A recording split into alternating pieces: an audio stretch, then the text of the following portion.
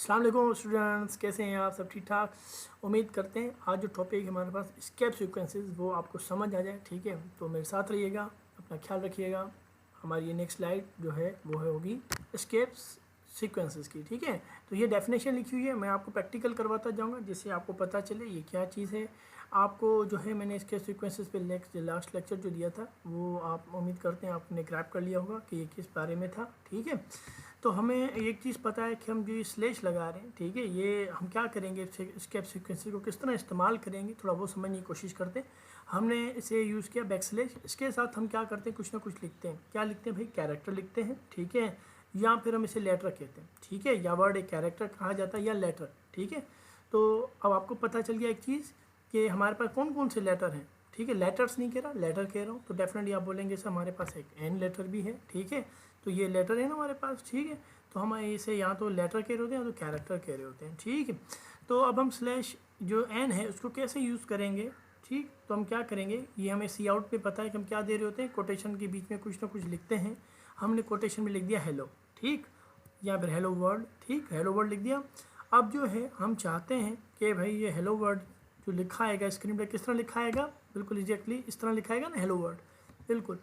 तो अगर मैं इसके बीच में स्लैश एन लगा दूँ, ये वाला वर्ड लगा दूँ, ठीक है, तो क्या होगा, तो आउटपुट हमारा हो जाएगा हेलो वर्ल्ड। क्या हो जाएगा, पहले हेलो लिखा आएगा, नेक्स्ट लाइन हो जाएगी वर्ल्ड की।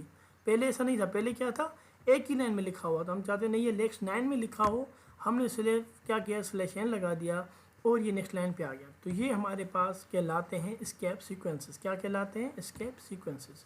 तो बात समझ में आ गई कि स्लैश के साथ कैरेक्टर लगाया जाएगा, ठीक है, या फिर कोई सिंबल भी लगाया जा सकता है। तो हम देखते हैं इसमें और कौन कौन से हैं। अभी तक हमने कौन सा पढ़ा, हमने पढ़ा स्लैश एन। क्या पढ़ा हमने? स्लैश एन को पढ़ा ना हमने। तो स्लैश एन क्या करता है, हमें न्यू लाइन देता है। क्या लिखा हुआ है यहाँ पर? New line. This escape sequence is used to insert new line in text. यही किया ना इसने। अगर मैंने लिखा हुआ है कोड स्लैश एन और एग्जाम्पल लिखा तो क्या होगा, कोड लिखा आएगा आउटपुट में और नेक्स्ट लाइन पे एग्जाम्पल लिखा आएगा। उम्मीद करता हूँ बेटा यहाँ तक समझ में आ गया होगा आपको। इस तरह हमारे पास दूसरा एग्जाम्पल भी है यहाँ पर। ठीक है, उम्मीद करूँगा ये दूसरा एग्जाम्पल भी आपको समझ आ गया होगा कि कंप्यूटर लिखा हुआ है, उसके बाद हमने स्लैश एन दे दिया, साइंस दे दिया, तो कंप्यूटर लिखा आएगा और नेक्स्ट लाइन पर हमारे पास साइंस लिखा आएगा। ठीक है, अब हमारे पास है स्लैश टी। क्या लिखा हुआ है? Slash T. अब ये स्लैश टी को हम टैब भी कह रहे होते हैं। ठीक है, टैब क्या करता है, this escape sequence is used to insert tab in the text. ठीक है, टैब क्या करता है हमारे पास, टैब जो है हमारे पास बीच में कुछ स्पेसेस दे देता है। जैसे मैंने यहाँ लिखा हुआ है सो कोड स्लैश टी और एग्जाम्पल, तो क्या करेगा, बीच में कुछ स्पेसेस आ जाएंगे। ठीक है, अमूमन ये कहते हैं कि 8 स्पेसेस आ जाते हैं। ठीक है, तो यहाँ पर हमारे पास क्या हो जाएगा, कोड, उसके बाद स्पेस कुछ आ जाएगा और एग्जाम्पल लिखा आ जाएगा। तो बहुत सिंपल सा था मेरे ख्याल में स्लैश टी भी। ठीक है, दूसरा एग्जाम्पल भी ये है। ठीक, तकरीबन इसमें 8 स्पेसेस आ जाते हैं और मैंने उम्मीद करता हूँ यहाँ पर लिखा भी होगा। ठीक है, और यहाँ लिखा हुआ है then 8 spaces are left blank. ठीक है, तो 8 space, 8 tab is equal to 8 spaces. ठीक है, तो यहाँ पर लिखा हुआ है कि ये कितने स्पेसेस हैं, 8 स्पेसेस। अगर मैं आपको MCQs में दे दूँ कि टैब जो है कितने अपने पास स्पेसेस रखता है, तो आपको याद होना चाहिए 8 स्पेसेस। ठीक, तो हो सकता, अब आपको उम्मीद करता हूँ स्लैश टी भी समझ में आ गया हो। ठीक है, उसके बाद हमारे पास स्लैश ए।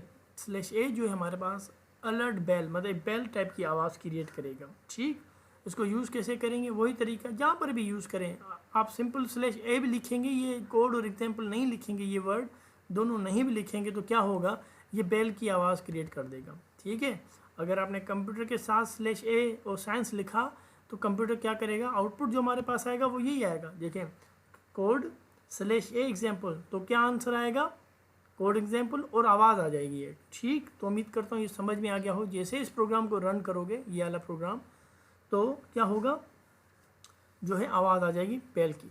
ठीक, और अगर मैंने बोलूँ कि अब कंप्यूटर स्लैश ए साइंस लिखा है तो रिजल्ट क्या आएगा, रिजल्ट में आएगा कंप्यूटर साइंस मिला हुआ आएगा। ठीक है, और आवाज़ आ जाएगी एक बेल की। ठीक, आप ये सुनिएगा आवाज़, जिसको हम बीप भी कह रहे होते हैं। तो उम्मीद करता हूँ ये भी समझ में आ गया होगा। स्लैश बी, क्या लिखा हुआ है, बैक स्लैश बी हम देते हैं। जब इसे, ये बी असल में रिप्रेजेंट करता है बैक स्पेस को। क्या इसको रिप्रेजेंट करता है, बैक स्पेस को।